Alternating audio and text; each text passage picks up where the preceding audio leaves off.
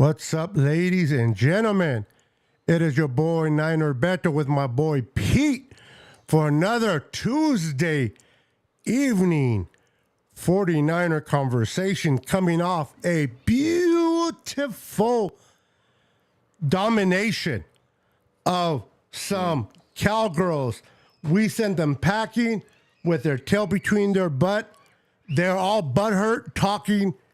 We're going to get into that. We're going to talk about Mr. 11, how he's so emotional because of the T-shirt that Kiddo was wearing. We're going to talk all about that right after this.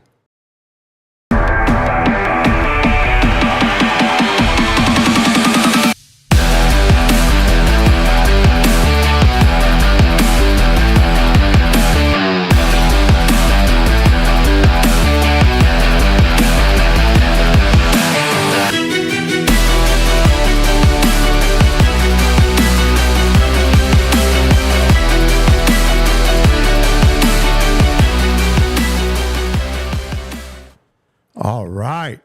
Had to close my window a little bit because the kids are playing in the back and we want to make sure we can hear. Pete, what's going on, brother? Did you see that game on Sunday night? Were you part of the world that was watching? I had other plans. Like, I was kind of it was like I caught the tail end. Like, no, I'm just kidding. Like, I watched the entire thing twice. And that's how beautiful that game was. And including commercials. That's how good that game was. It was just, I mean, you couldn't have written a script better. Like, really, for the 49ers in that game. It's just I don't think Kyle had to come off of his script at all. Like, I think it was just like it was more of a walkthrough than it was a game. Yeah, exactly. It was a beautiful game, a statement. You know, this whole game was anticipated all week long. People were talking about it. You know, the Cowboy fans were talking their smack.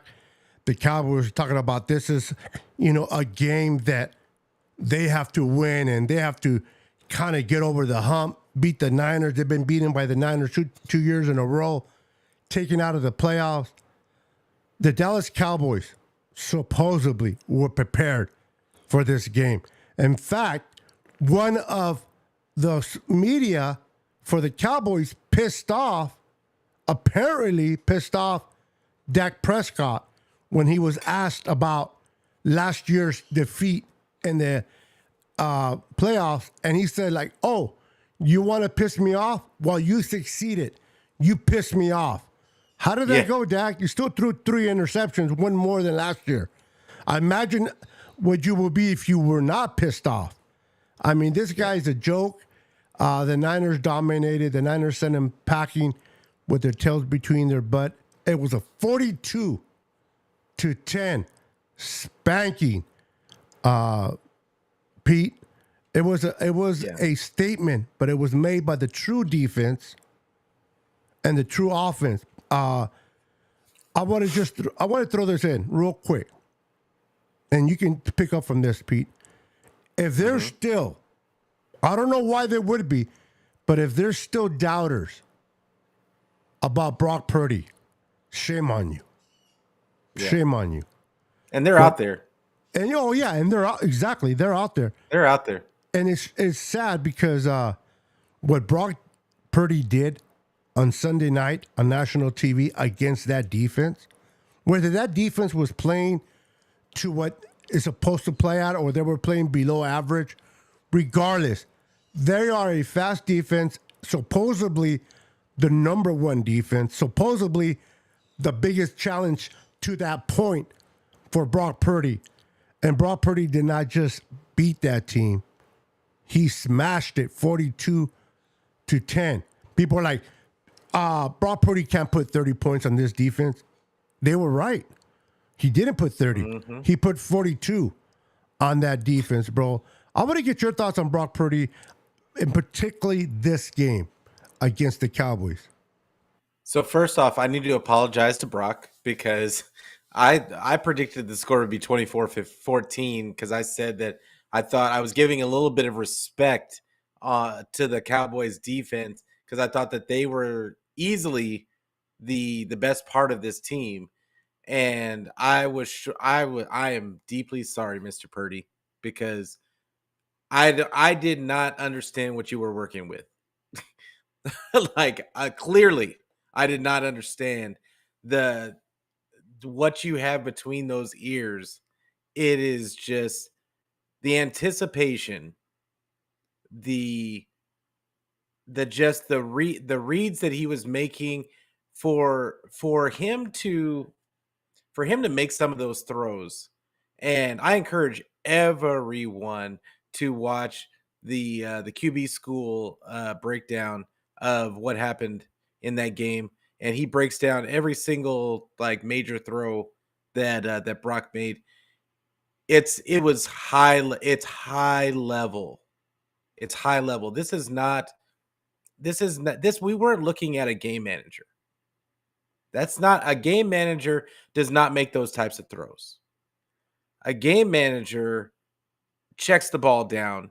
The game manager they like has to hand the ball off a ton. They do not do what Brock Purdy did. Brock Purdy stole Dallas's soul just running this offense and running it to as efficiently as any quarterback that has ever played in it, like including Matt Ryan. It doesn't matter who it is that you put in this offense. There is no person ever running this offense of Shanahan's that has run it better than Purdy.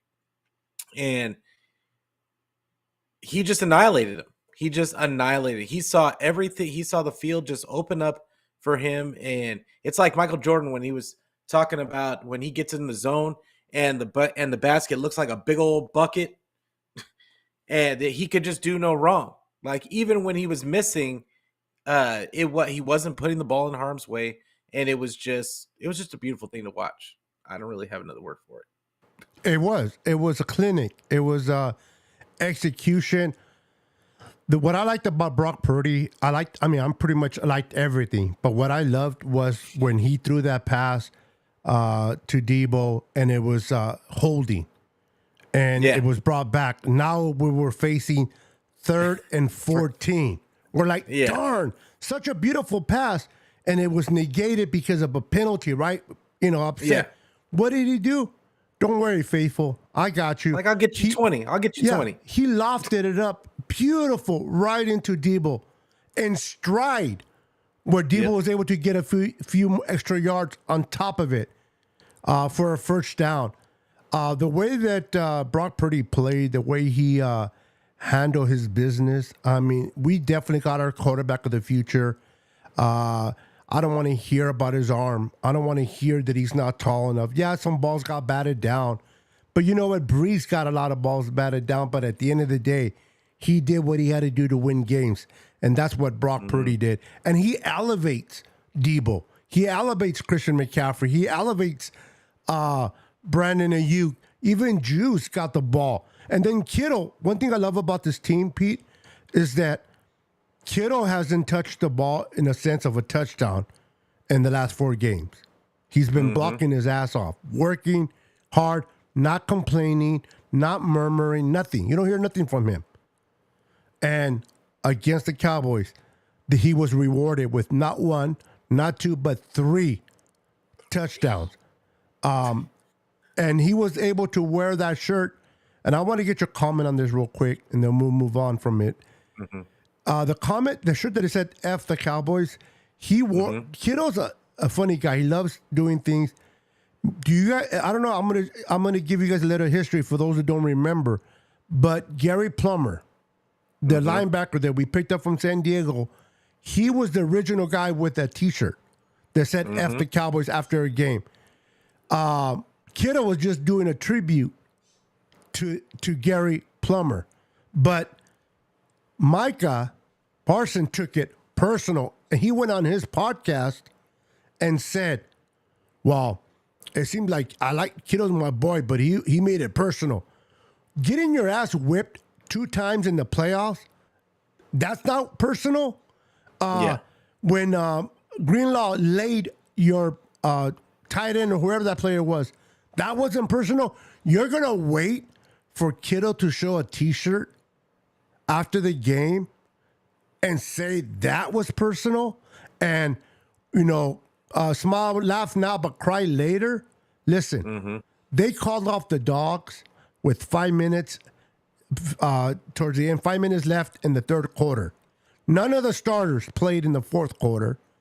They could have been much worse than 42, bro. We could have put 50 burger on these guys. So laugh now, cry later. My goodness. Yeah. What are your thoughts on the Kittle and then on the Micah Parsons saying that Kittle's making it personal? Okay, so first off, he's young. I get it. He doesn't understand the bad blood that is in this rivalry. I don't think he understands it because I said this on my show yesterday. I'm old. Okay, I'm 46. I was in high school the last time the 49ers won the Super Bowl. But I remember the fact that they sent us home 3 out of 4 years. 3 out of 4 of those years. And so I am always going to hate the Cowboys. It's always going to be F the Cowboys. And that is the difference between today's game and yesterday's game. And I feel like we always talk about Kittle is more of a throwback type of player. And I feel like that is the culture of this team. It's a throwback group. Like they care about the game and the game only. It's not about me. It's not about doing podcasts, even though Fred Warner has one. And it's fantastic. You need to check it out. But it is, this team has an outstanding culture full of leadership and heart, which is sorely lacking on the Cowboys. It's sorely lacking. They have no lead. Who's their leader? Who's the leader on that team? I didn't see any leadership in that game. Nope. And head coach, quarterback, Micah Parsons, the best, supposedly the runner-up for defensive player of the year, whatever. I see no leadership on that squad. There was no heart at all. And for you to come back and say and get emotional about him, you're gonna wait until the game is over to talk. Kittle is supposed to rub it in your face, just so you know. For the younger crowd, Kittle is supposed to rub it in your face after he's stepped on you and stepped on your neck and just choked you out. That's supposed to happen. I know that it's doesn't go in line with today's mentality, but I don't care. I love it. I love it. I love the vibe that this team puts off. If Micah Parsons doesn't like it, stop him from doing it. Do something about it. That's right. That's what you got to do. Do something about it. Don't whine. Don't cry. Talking about cry later. No, you're the one crying right now. Yeah. So definitely. Do something about it. Stop them from getting past you. Yeah, bro. But that's how I felt about it. I think it's just typical whine crying. It's typical from a team that has no culture. And I don't think we have to worry about that as 49er fans. No, and let's be honest, Pete. A true leader leads by example, especially in a defeat. When you win 42-10, you have the opportunity to talk your smack. Kittle had 3 touchdowns. We kicked their ass 42-10. Kittle had his right. He's young, like you said. It's a young culture. He expressed how he felt, but he backed it up by winning. Micah Parsons, you lost. You got your butt whipped. You are a non-factor in that game. I didn't even know you were playing in that game. Yeah, you shouldn't even be talking. Exactly. Let that fuel you. If it fuels you, fine. Let it fuel you. Prepare. Do what you got to do and bring it on. If the playoffs, if we meet you guys, if we meet you, bring it there. Let your body of work do its talking. But you're doing this, and we have beaten you the last 3 times. And then this last time, we send you home with 42 points on your defense, you guys in 4 games have only given up 41 points, total points in 4 games. We put 42 in 1 game. You have no point to talk. You look stupid talking about laugh now, cry later. What kind of threat is that? It's like me and Pete going down, beating up, and Pete just kicks the crap out of me. I mean, I am on the floor bleeding from everywhere. And I'm going to tell Pete, yeah, but next time I'm going to kick your... Yeah. What am I doing? I'm on gonna the kick you floor. again. You don't even have a scratch. You know what I mean? You don't even have a scratch. And I'm all, I'm all bruised up, and I'm going to sit there and tell you, but next time, Pete, like, shut up. And that's what a person had to do. Just, fine, you have a talk show, you have a podcast, we all do. Props for that. But, dude, but he is young, and I know it's emotions, and, sometimes maybe you shouldn't have a podcast when you're feeling emotional. Maybe you should relax, calm down, and then do it live. It's a simple thing. Somebody needs to tap him on the shoulder and say, "Hey, bro, this is the time to just say, hey, good game. Y'all got us. Y'all got us. Hey, Kittle, put on that shirt. Hey, man, like they got us. Yeah. Like, I mean, there's nothing to say. They put it on us that day. Like, and next time it might be a different story, but today they put it on us. He's got every right. So, and I'm going to go back and talk to my teammates about we can't let this happen again. Yep. Like, and that could have been it, and nobody would have said anything. No. Nobody would have said anything. We would have respected it. Like, but no, you had to get out here and start whining and crying. It's just silliness. The rest of his team was smart enough not to get on the mic.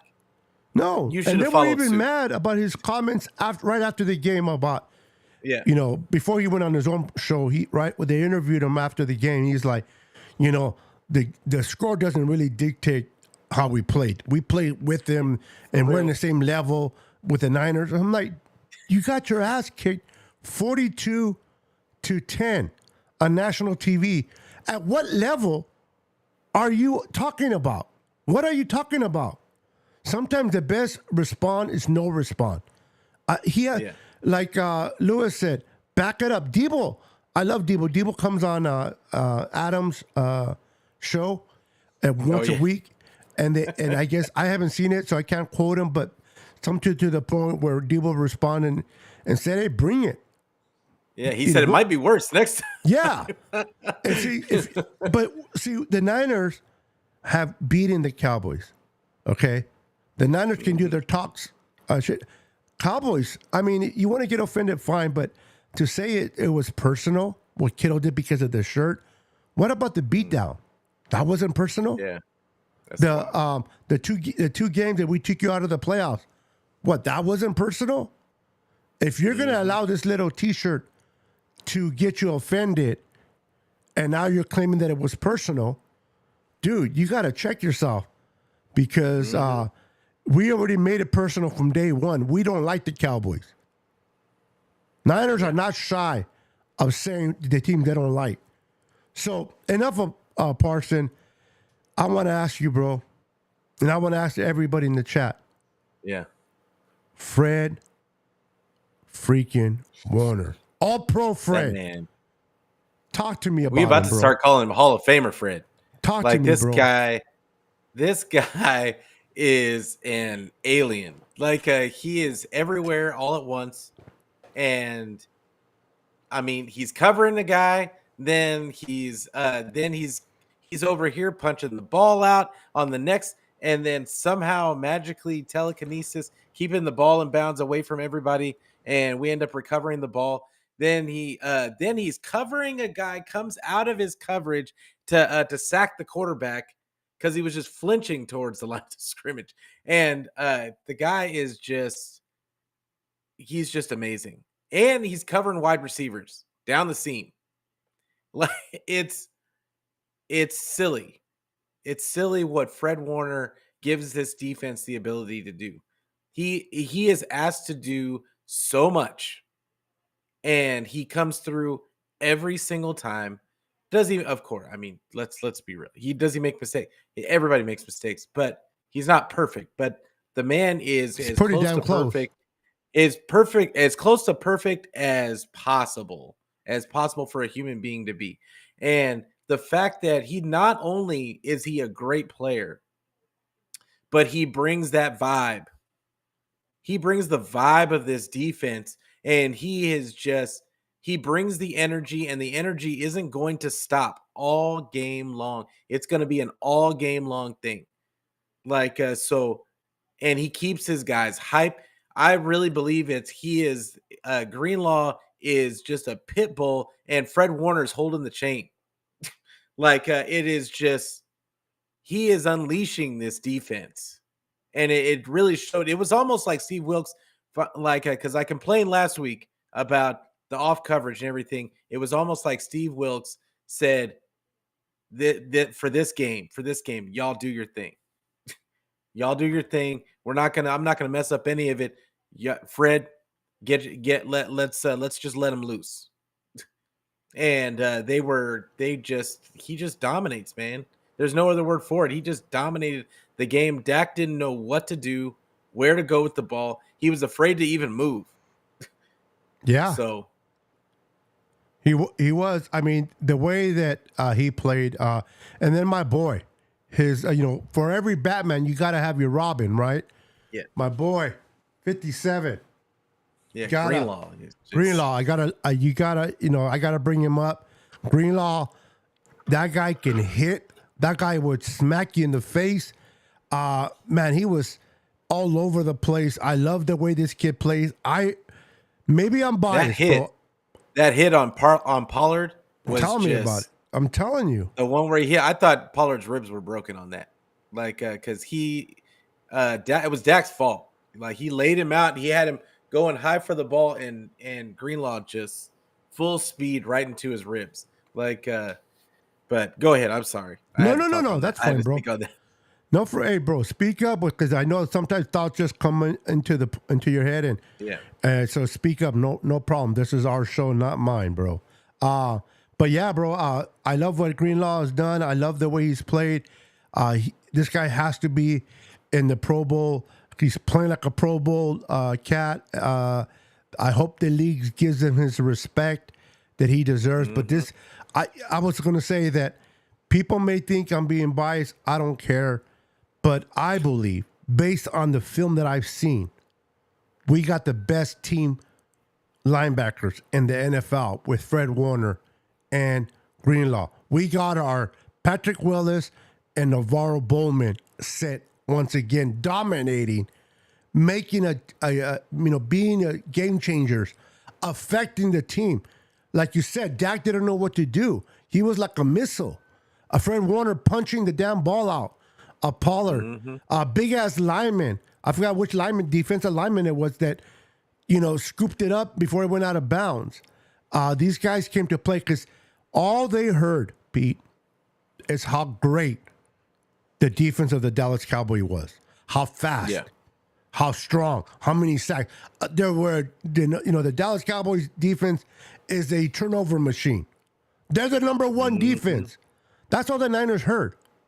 And the Niners had to make a statement and punch them in the mouth. Every boxer feels ready to go until he gets punched in the mouth for the first time. And they're like, oh, crap. Here we go. And that's what happened. Dak came in. He said it himself. They game planned well. They had a great execution in practice. Everything went well until they got popped in the mouth by the San Francisco 49ers. And then the Cowboys shriveled up. Listen, bro. 25 seconds to go into the half. They have the ball. They gave up. They kneeled down. They had all 3 times out, and they kneeled down. They didn't even take a shot. You know what it was? I bet you anything. Mike McCarthy did not want Dak to throw another interception and give us a field goal. That's why they kneeled down. That's why they kneeled down and took it in to the half, because they did not want Dak, out of desperation, throw a freaking interception. Yeah, the momentum wasn't there. The momentum was going the other way. The desperation was. Yeah. So that was a good call by Mike McCarthy. Probably the only good call. All I can say, bro, is Kyle Shanahan out schemed, out coached Dan Quinn. Out Yeah. coached him, made him look like a freaking first year coordinator. Just, and I'm gonna give it to you, bro, and give myself a little rest here. But I just want to rant about Kyle Shanahan. I don't understand how people don't like Kyle, and I'm not talking about my Yeah. boy Dion. Dion likes Kyle. He just wants him to win a Super Bowl. So this is Yeah. not directed to him, but these are directed to people that don't like Kyle. They want Kyle to be fired. Dion doesn't want Kyle to be fired. He just wants him to win a Super Bowl, which is Yeah. fine.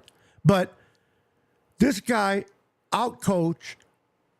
The offense was exciting to watch.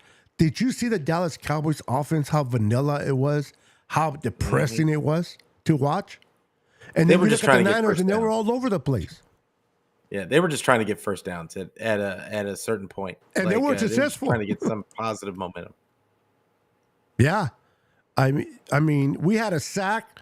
I forgot what we had, like a few things already accomplished before they even had their first down, bro. That's how bad it was. Mm-hmm.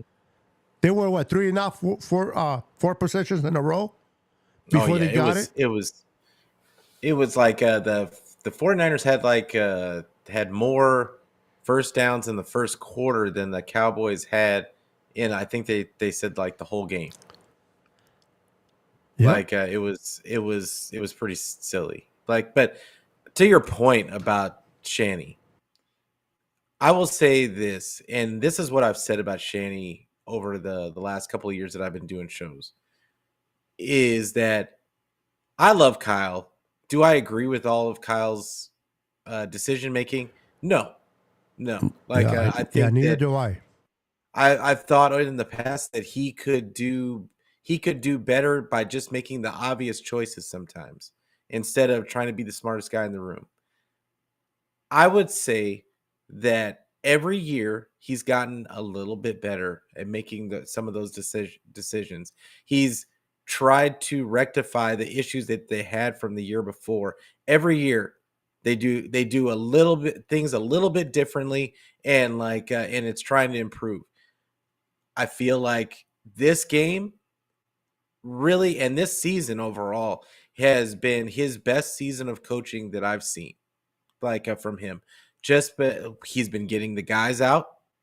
Like when the 49ers are blowing teams out, gets the guys out now, which we've been begging for him to do. He's actually giving other running backs touches now, other than CMC. He's involving all of the weapons in the game plan. Nobody had more than four catches in this game, and it's involved when you involve the entire team in the game plan, and I'm not quite sure if it's him or if it's Purdy that is doing that. Because I think that the thing that we've always said about Kyle is that you see all these wide open guys, and why doesn't Jimmy get him the ball? I think that it took Brock Purdy to come in there. I think that they have this simpatico relationship, and Brock just sees the openings and he just gets it to the guy. He just gets it to the open guy, the guy where he sees the read going. And and that is the difference. And I think that some of this stuff has always been there, and that we've complained a lot of things about Kyle that aren't necessarily warranted. It was just the personnel that he had in there at the time could not spread the ball around like Purdy has. So, and as much as we've complained about Kyle, I've always said, I just want him to be better.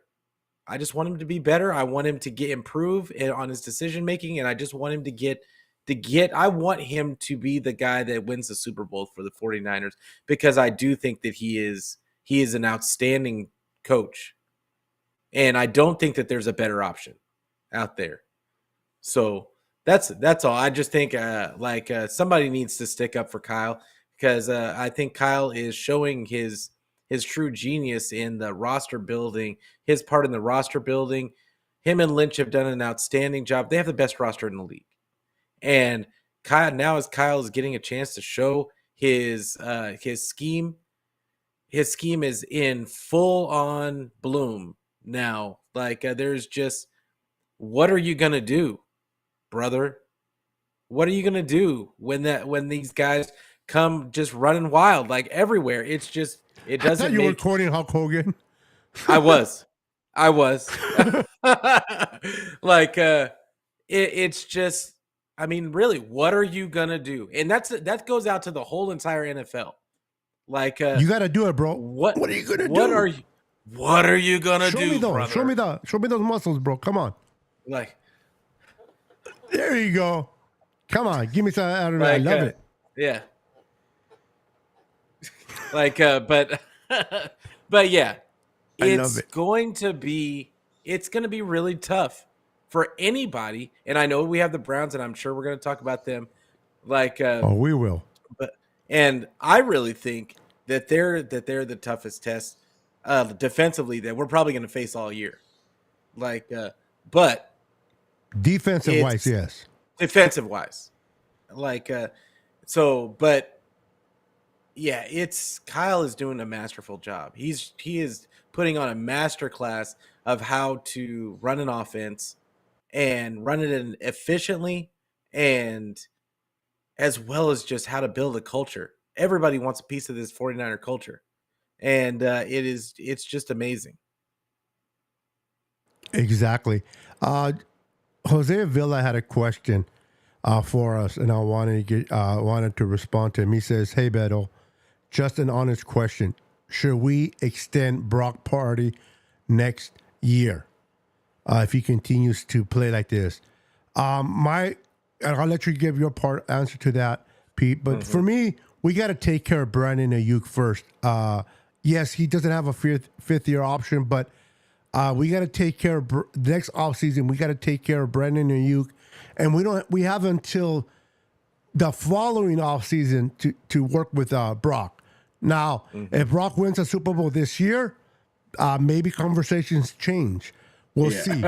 But if he doesn't, or whatever happens, I think that their attention should be on Brandon Ayuk for Brock Purdy. So Brock Purdy right now, and I think Brock Purdy will be the first one to say, "Hey, take care of Brandon. Make sure I have my weapons, and then take care of me." He just seems to be that type of kid where he wants to win. He's competitive.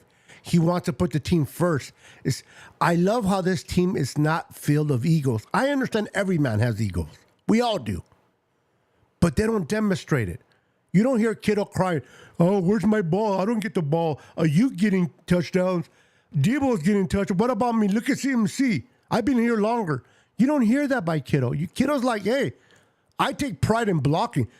I've never seen a set of receivers that take more pride in blocking and do so much more without the ball in their hands than Debo, Kittle, and Ayuk. They take pride. Look at when Christian McCaffrey had that big old run.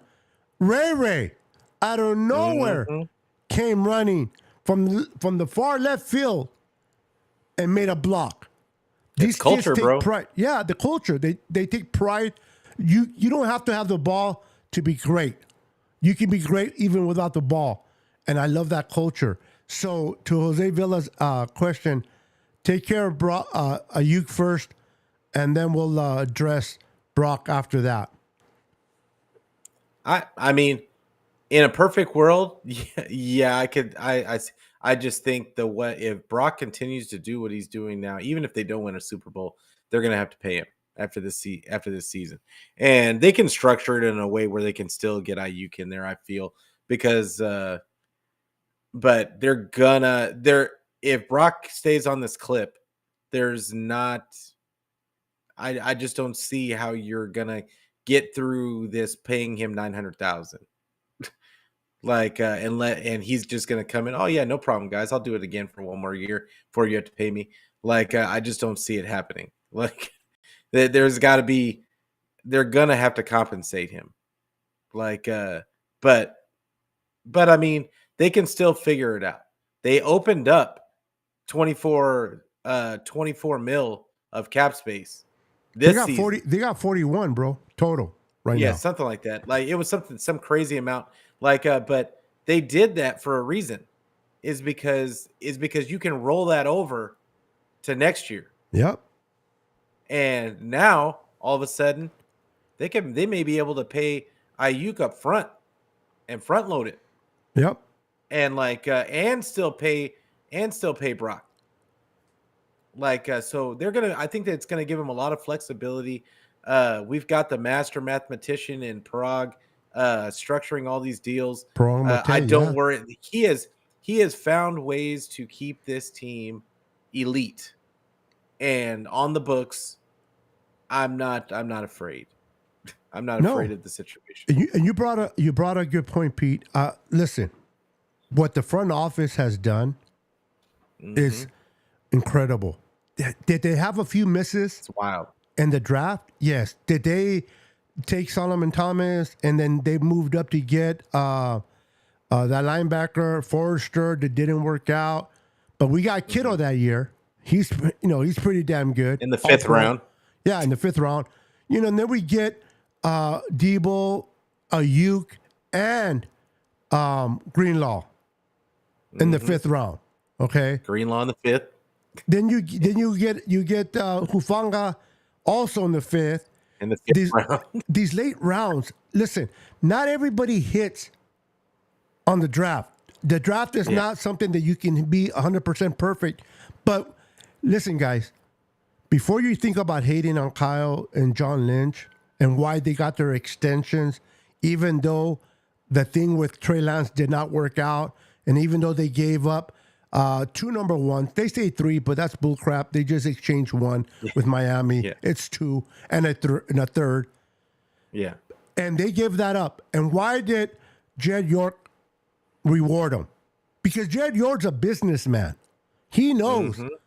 But not only are we winning, when you win, you bring in revenue. You fill in the seats. You sell merchandise. He's making money by being successful and winning. He wants to win the Super Bowl, of course, but he has to bring revenue to pay these players, right? So what Kyle's doing and John putting this team together, they totally ripped it apart. It's not like when Harbaugh took over, Pete. It's not like when Yeah, Harbaugh no. took over a good team that was not managed right and did what he did. Yeah. Kyle came Cupboard in was and John bare. and tore it down, bear it down. Yeah. They had Brian Hoyer, and they're not. Yeah. Cupboard was bare. Yeah, and I'm always hearing about they should have went for a quarterback. Patrick Mahomes was throwing. He was an interception machine in college. Yeah. It wasn't until Andy Reid got him and made him the man that he is today, the player that he is today. Deshaun Watson was definitely a proven commodity, winning back-to-back championships. But look at the crap that he went through. We would have been going through that. Okay? And hey, I want to say something about the Deshaun Watson thing. And this is the thing. This is the point that is missed by a lot of people, because quite frequently the 49ers don't pick the guys that we want. It always happens every Yeah. single season. Like they pick these wild names that we didn't even think of that they would be picking. But why do they do that? It comes down to the thing that we were just talking about in culture. Yeah. Like they have a specific personality type that they like, and it makes sense when you look at all the things that were going on with Deshaun Watson. It makes sense that why they didn't take him, and not to say that he's guilty of anything, but that any of that stuff would have even had a chance of going on. That's something that the 49ers, you don't see any of the 49ers guys going through. You just don't. Yep. And I think the one or two times that it's happened, like they cut bait, they're gone.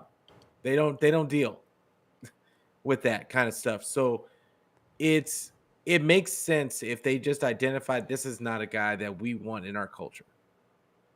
No, That was all. they're going to take care. They're going to pick character over talent. They made their they and this is why people are like, well, if that's the case, why did they bring in Randy Gregory? Ruben Fox. Oh yeah. He doesn't have issues with the law. Yeah. He smokes pot, Yeah, and got he had popped for issues weed. with And pot. they don't even test. They don't even don't test test for it no anymore. more. That was his only issue. You never hear him problem off the field.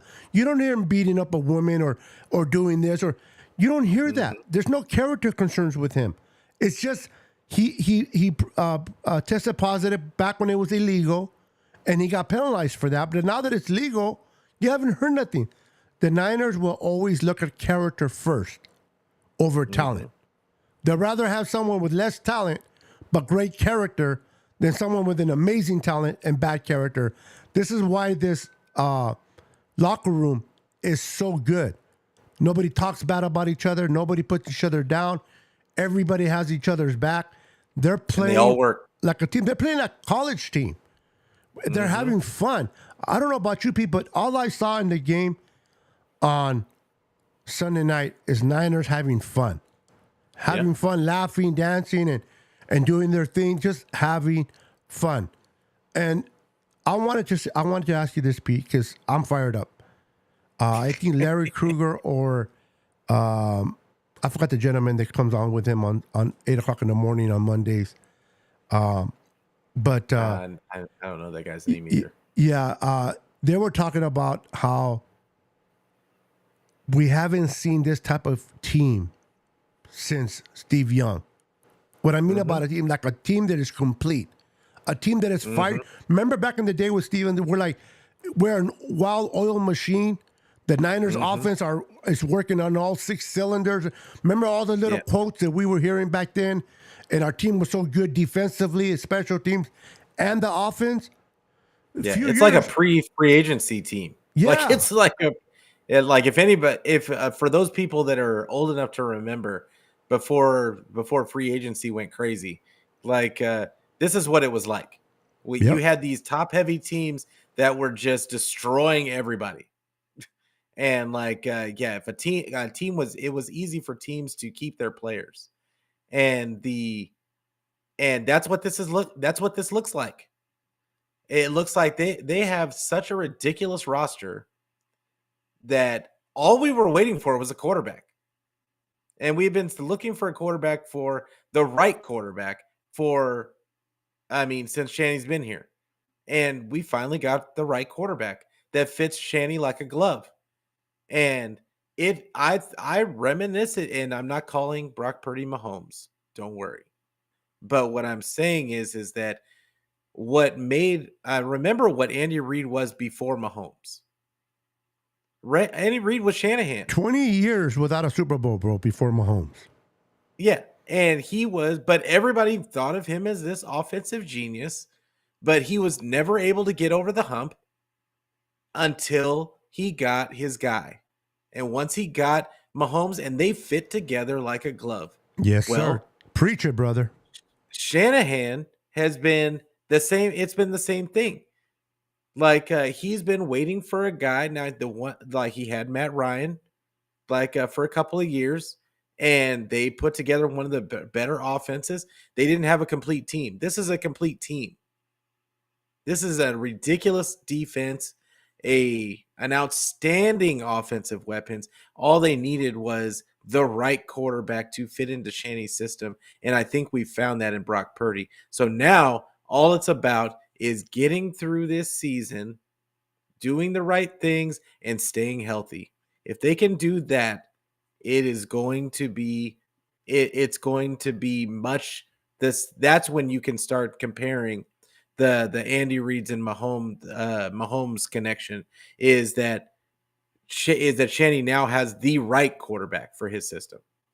Yeah, and that's really what it comes down to. Bro, I'm gonna piggy off of that because you made some great points, Pete. Andy Reid, even with McNabb, he made it to championships, but then he couldn't get over the hump. He found the quarterback, and people look at it yes, Mahomes is a great quarterback.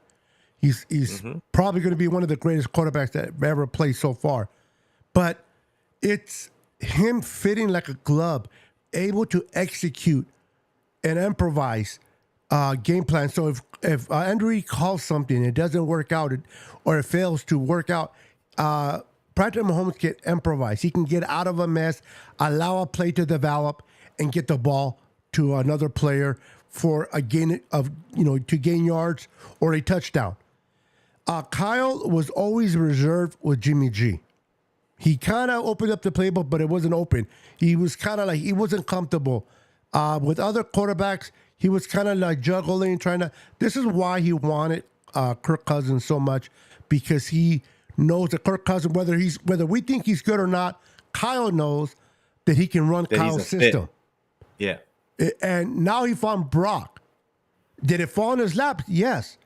But Brock brings out the confidence of a head coach and a play caller. What brings the confidence of a pass caller is the ability to be able to execute what you're asked to do by Brock.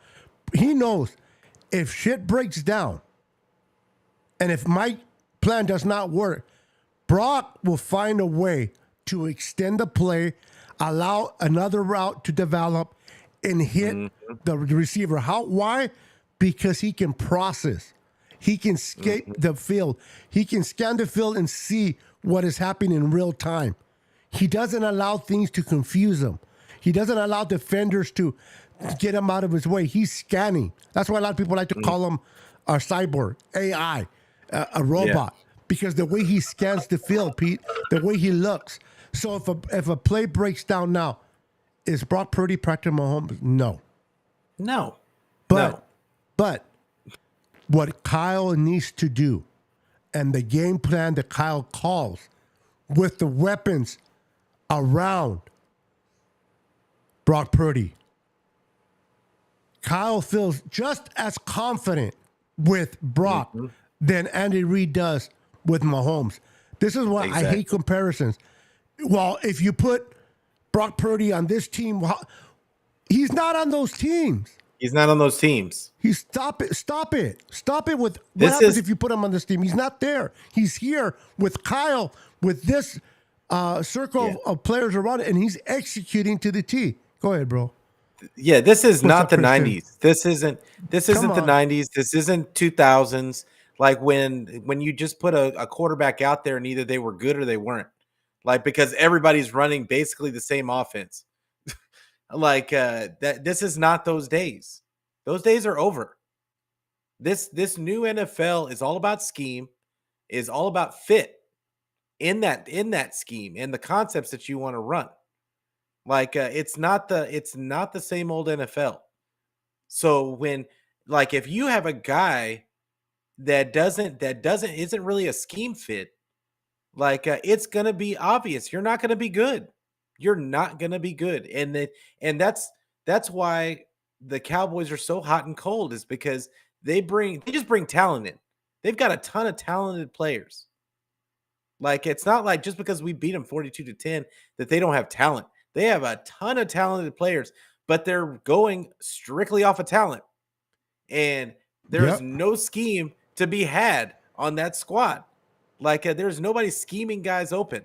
They're just there's counting on their athletes being better than your athletes.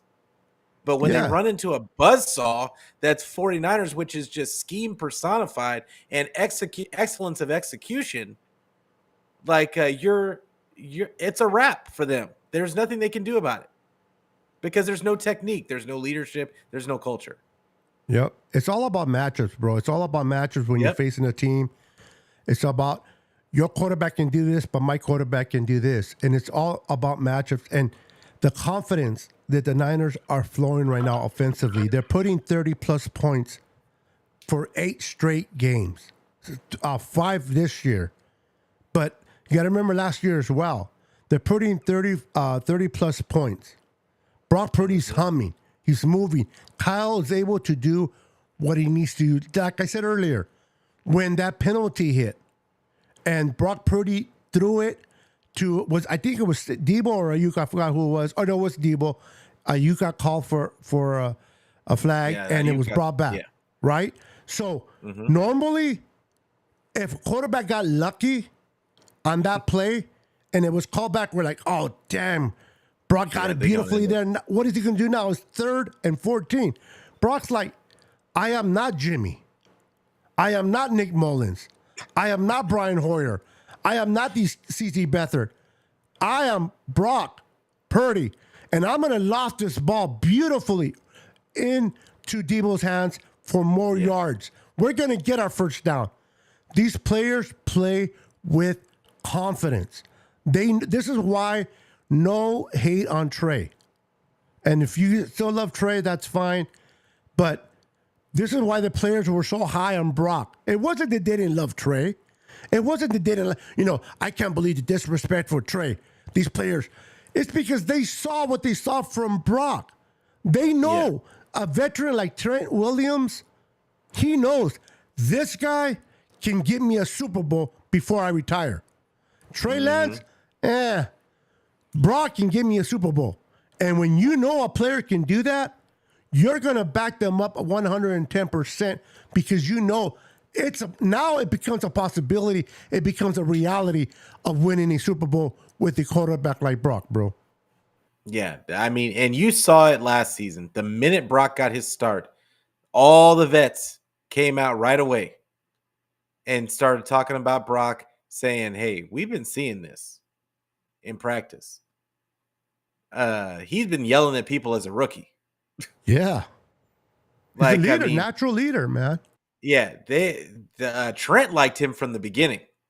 And Fred Warner used to talk about him. Yep. And this was like after the first start. They love this kid for good reason. Shanny he has this little thing where, I mean, he can't talk about him without smiling. No.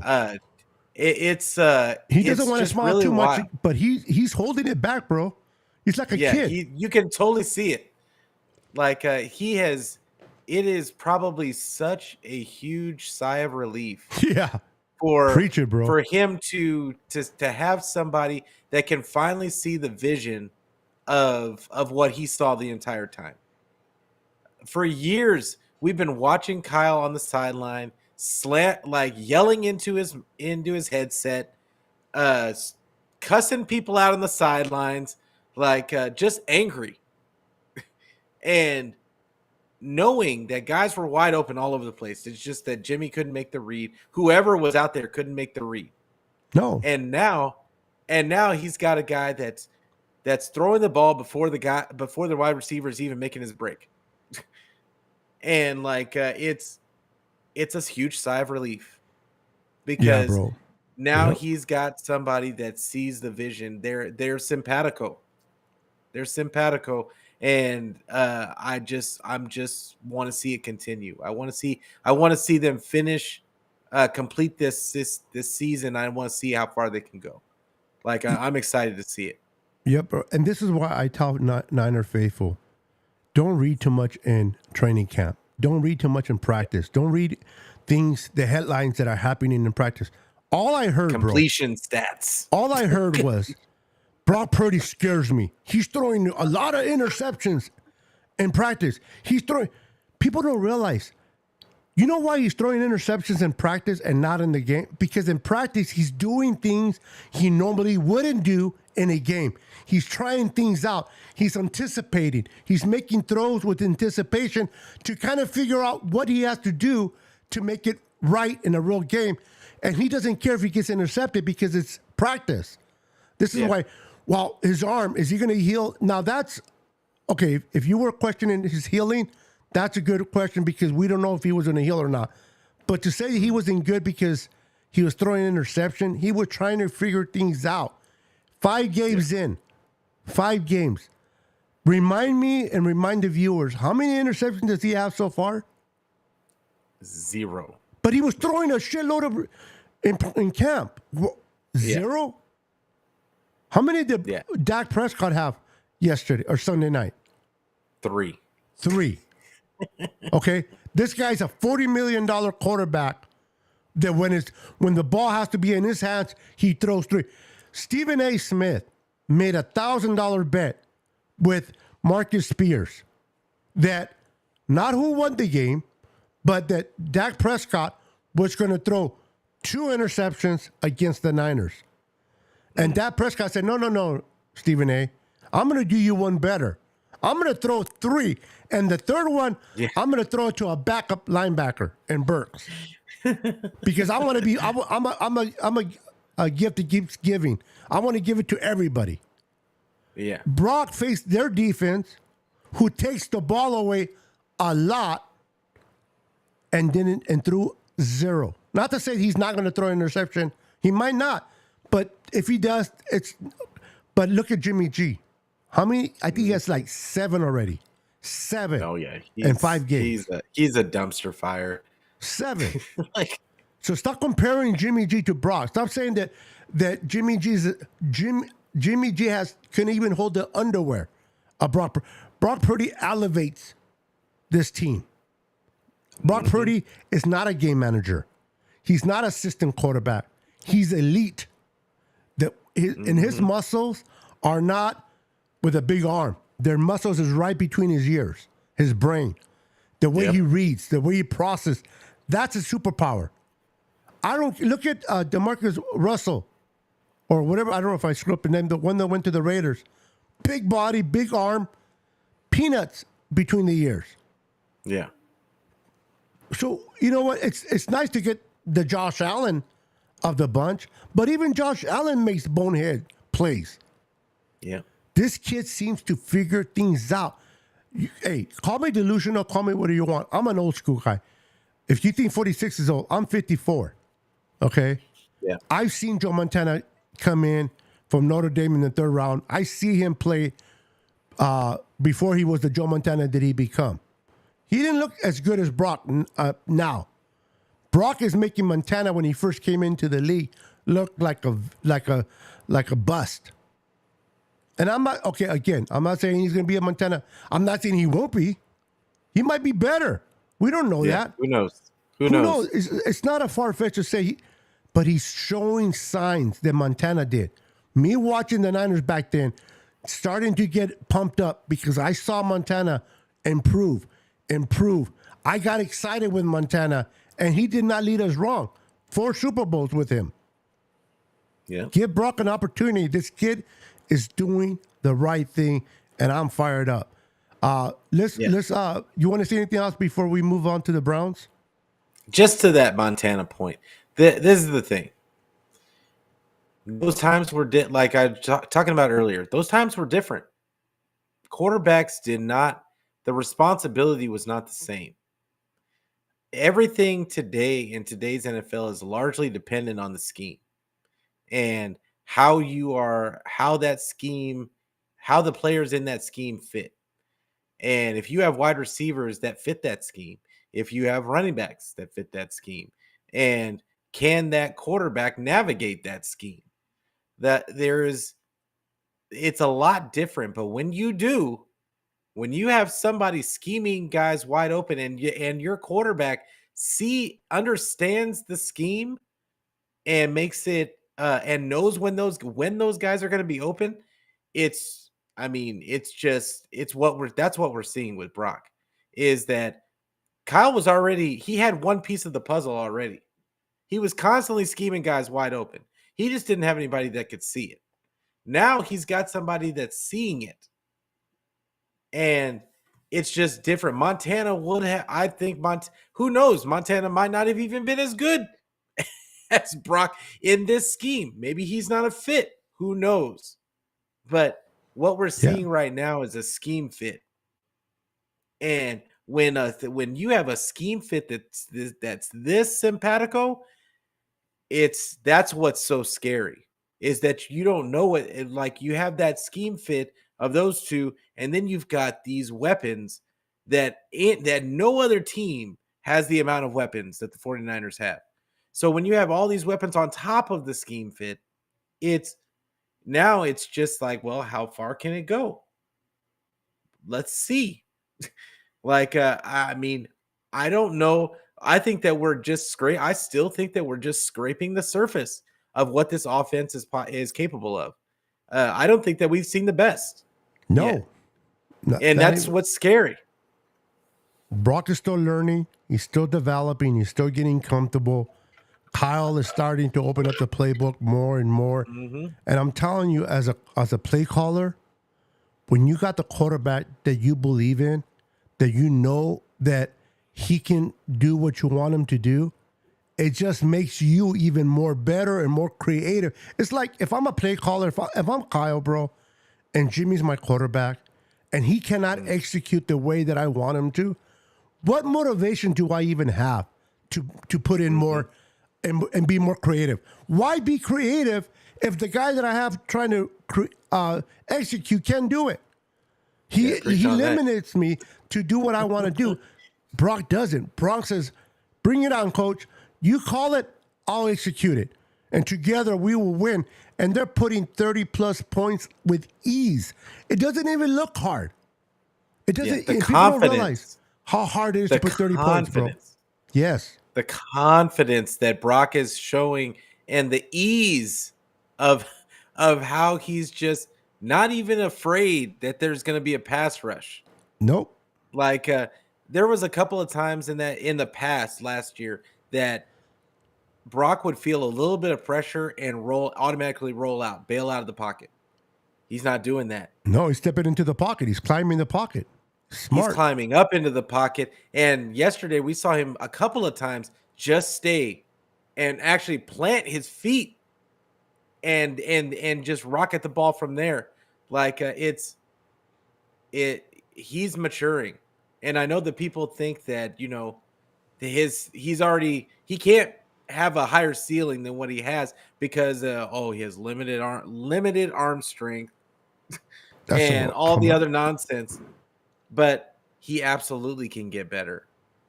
As good of a processor as he is already, he can get better. Yeah. As good as much as him and Kyle are simpatico together right now, they can get better. And as good as a relationship that he already has with CMC and and Brandon Ayuk, it can get better with Debo. It can get better with Kittle. It can get better with the other weapons on the team. Like so that don't think that we've hit the ceiling and that this is as good as it can get. It's not. Defensively, we're gonna get, bro. People don't realize that raw talent that it has not been brought out yet from Randy Gregory. What this kid has to offer. I love Drake Jackson. I think Drake Jackson's gonna be amazing going forward. But this kid, Randy Gregory, he has talent that needs to be brought out. And who else is better to bring it out than Chris Casseret? He's going to play on a great defense. He's going to play alongside Bosa, Hargrave, Armstead. They're going to take him under their wings. He's going to feel part of a group, a team that is going to be amongst, I bet you these guys have bets amongst each other who gets to the quarterback more, blah, blah, blah. We're going to break the bank if Randy Gregory hits the way I think he will. OMG. This defense already causing recklessness. It's only going to get better. If Randy hits it and with stride and really puts in the work, which I think he will, this defense is going to be crazier than it already was. Look at what we did to Dallas without him. Mm-hmm. Imagine what we're going to do. Now, the Browns, you said it yourself earlier, they have a great defense. It's a defense that's going to challenge our offense. But I want to ask you just a simple yes or no, Pete. Will the Niners win this game in your confidence? Two-part question, sorry. Oh, I think they will. I think that they're going to win. I'm not sure how many points that they're going to score. The Browns have a really good run defense, and but does Brock make you confident in this game? No. I think that this is the thing, and this is why it's going to be impossible going forward to really predict how many points they're going to score, is because it's because of Shanahan's offense and the scheme. Yep. Like, it takes advantage of the rules of your defense. Yep. Just think about that. He exploits their weaknesses. So it doesn't matter how bad your defense is. It doesn't matter how good your defense is. Whatever the rules of the defense that you play, his scheme is built to take advantage of those. So it's like, the Cowboys defense, it was number one that they have all these athletes. Like they got a great defensive line and all that kind of stuff. But if our offense is built to take that apart and take advantage of the rules of that defense, it's going to make you look silly. And there was a couple of times in that game where the defense completely did not know what to do. Yeah. And so the same thing can happen to Cleveland. Like they're not world. I don't think that they're world beaters. I think that they do have a really good defense. I think that they're much more disciplined of a defense. They got destroyed by the Ravens, and the Ravens are not that good. Yeah, but I still think that I think that they have that. What's the pass rusher's name? Garrett. Yeah, Garrett. I think they have him. They got a couple of guys. They have Myles got really Garrett, and they have the kid they got from the he was in the Packers, and then he went to the Vikings for 1 year, and now he's over there. Can't think of his name. Number 55. Yeah, I can't think of his name either. But but I think that they got some really good pieces over there, and I'm not worried about the game. I'm not worried about the game at all. I know that they're going to win. I just can't predict it. It's going to be hard to predict a score. Just because I do think that their defense, I do think that it's better than the Cowboys. But who knows what this offense, what scheme that Shaney's going to come up with to take advantage of the rules of this defense, and how that's going to look. So with Garrett, the one thing about it is that I think Micah Parsons is a very undisciplined player. He plays with a lot of passion and just athleticism and very little technique. But Garrett plays with all of it. He's got the talent. He's got the technique. He's got all of it. Yeah. And I think this is going to be more of a JJ Watt type of situation where he's going to get back there. It's not a question.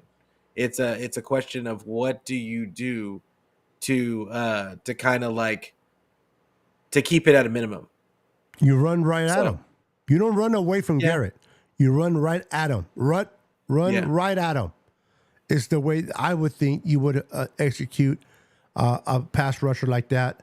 As he's coming, run right at him, and then just all the play calling that Kyle does, the misdirections, the way he makes you think. Listen, when you're a linebacker, over there. Yeah, go ahead. When you're a linebacker, and you have such a good run game like we do, or a pass game, they're hesitant. When you have CMC, they can do both, catch or run. All it takes is a second of hesitation. Is it a run? Is it a pass? To slow you down. Yeah. I want to look at. I'm pulling it. They got good corners. I know that. I'm not worried about their corners. I don't worry. There's two positions that I do not worry about when it comes to the 49ers offense. The cornerback position doesn't matter. Doesn't matter who you got Smith. a corner. Thank you, Luis. Yeah, it was Darius Smith. It's that and your defensive line really doesn't make because Kyle's scheme literally attacks those two things, the defensive line and it's really all about your linebackers. And and I'm wondering who they have at linebacker. So they got JK, Jeremiah Owosu, Koromoa, and then they've got but they got Anthony Walker and another guy I've never heard of. So it might be a rough day. It might be a rough day for Cleveland. Because it's really all about your linebackers against this. They don't have good linebackers. They have to be able to, their linebackers have to be able to navigate through all the eye candy and really direct the defense and be able to plug those holes. And Van Der Esch who had success in the past against the 49ers, he looked lost. He got put in the blender in this game. So I'm gonna have to walk back what I said. I think this might be another I'm not big afraid win. of it. I'm not afraid of there, bro. Their offense is garbage. Deshaun Watson might Yeah, not their even play. offense is He's trash. he's Yeah, he's still Watson's hurt. not gonna even play. It's going Yeah, to be the I backup. don't think he's gonna come back for this game. Yeah. So I don't, I know they had a bye week, so they had an extra week to game plan. But listen, in any given Sunday, you can lose. I'm not saying that Niners can't lose. But one thing I've noticed with the Niners, they have learned not to downplay their opponent. They're playing each opponent like if they were the best of the crop. If they have that mentality, they have that attitude. The way the Niners are moving the ball, even if we struggle, again, I love the 30 points per game. I do. But I don't care if we score. I don't care if the game is 7-0 or 7-3, a baseball score, as long as we get the W. At the end Yeah. of the day, it's the W's that count. Yes, it's nice to see 42 on the Dallas Cowboys. It's bragging rights, right? It's like talking shit yeah, for time. sure. But if it was 7, if we would have beat the Cowboys 7-3, maybe we would have been as shit talking as much as we a lot of us were. But it's still a W. Okay, still a W. So, do I think that the Niners can put 30 plus on that defense? Niners. A lot of people didn't think they were going to do it on Dallas. It's not Yeah. a far fetched idea. But even if they don't, I think our offense is good enough to score on their defense as good as it is. I don't think that their offense is as good to score on ours. And that's where it's going to count. If we can put more points than they do, guess who wins the game? Yeah. It's that plain and simple. Put more points than the opponent, and you win. Yeah. And if you ask me who can put more points on each defense, I believe the Niners. So Yeah. I'm not worried. Now, if the Niners downplay or, God forbid, an injury, that changes the whole trajectory of anything. But if we stay healthy and we play our type of football, we should go into Cleveland, handle our business, and come home with a W, be 6-0. So I'm not worried I'm confident. I'm not going to worry until I see a bad game because I haven't. I've seen a great Yeah, that's defense. true. I've seen a great offense. So I'm going to believe and I'm going to trust on my team. They haven't given me no reason to doubt them in any shape, way, or form, at least me. No reason. Why am I going to doubt? I don't care how good the Brown defense is. My offense hasn't given me a reason to doubt. So when people ask me, you think our defense can put 30? Hell yeah, we can. Hell yeah. Nobody stopped us yet. Until somebody stops us, then I might change my position and the way I think. But until then, bro, we're playing with fire. We're playing on all cylinders. This is a team that reminded me of the 1994 team. The trajectory, the way we're beating teams, the way we're doing things. And remember, the 94 team got their ass kicked by Philadelphia 40-8. It was so bad that they pulled George Seifert, and Steve Young was livid on the sideline. And they went on to win. They did not lose a game after that. They won them all the way to the Super Bowl. So we'll see what happens. I think this is going to be a great game. We're going to come back next Tuesday, and me and Pete, we're going to come. We're going to talk, and we're going to break down the Niners and Browns game, and hopefully it'll be something nice to talk about. Pete, anything you got going on your show before we call it a night? 'Cause we have passed the hour mark. Yeah. I'm gonna try again, like to do. I want to do a pregame show. Been having some issues at work, but yeah, I should be able to do a pregame show this week as well as a post game, and then I will be back after that on Monday. But yeah, make sure that you like and subscribe and share. Tell a friend to tell a friend so we can be friends every day, every week. And yeah, you can find the Niner Fanatic podcast on YouTube. You can find it on Twitter. You can find it on Facebook. You can find it anywhere where you can get your audio podcast. I don't care where you get it, just get it. And it's in the description below. If you don't want to type it out, just go. All his links are in the description below. Click on it and go. Appreciate Can't get no you. easier than that. Yeah. Can't get no easier than that. Well, Pete, again, it was another wonderful Tuesday, bro. Always a pleasure wrapping it up with you. I like the name. People seem to like the name. Those pinches vatos. Oh yeah, I'm all about it. Talking 49er football. So people like it. We've been getting good feedback. So we might stick with it. But this is about supporting the Niners Taking This podcast and the Fanatic podcast as well. Niner Fanatic podcast. Yeah. So make sure to go to his channel. Subscribe if you haven't subscribed. Show my boy some love. We'll see you guys next Tuesday at 6:30 Pacific, 8:30 Central, and 9:30 Eastern. Until then, remain faithful and go Niners. Peace. Go Niners. We're out of here. 10, 9, 8, 7, 6, 5, 4, 3, 2, 1.